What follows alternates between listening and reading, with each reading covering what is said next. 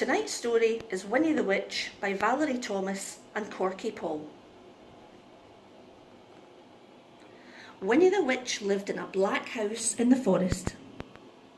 The house was black on the outside and black on the inside. The carpets were black, the chairs were black, the bed was black and it had black sheets and black blankets. Even the bath was black.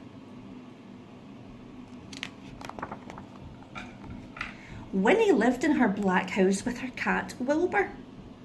He was black too, and that is how the trouble began.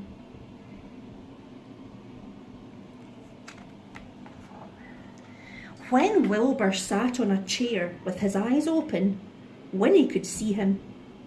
She could see his eyes anyway. But when Wilbur closed his eyes and went to sleep, Winnie couldn't see him at all. So she sat on him.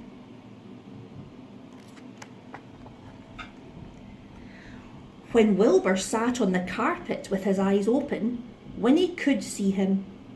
She could see his eyes anyway. But when Wilbur closed his eyes and went to sleep, Winnie couldn't see him at all. So she tripped over him.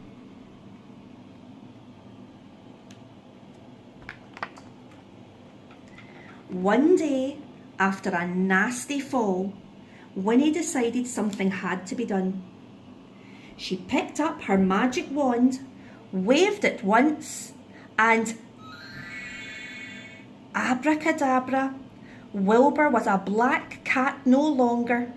He was bright green.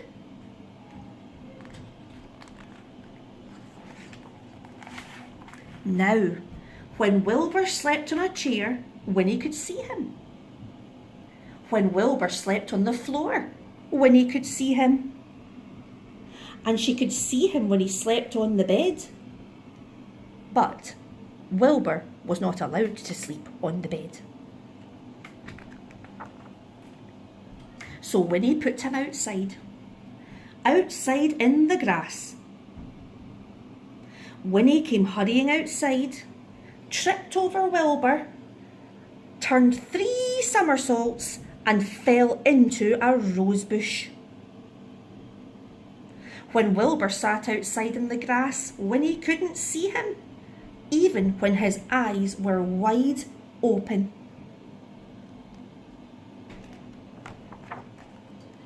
This time, Winnie was furious.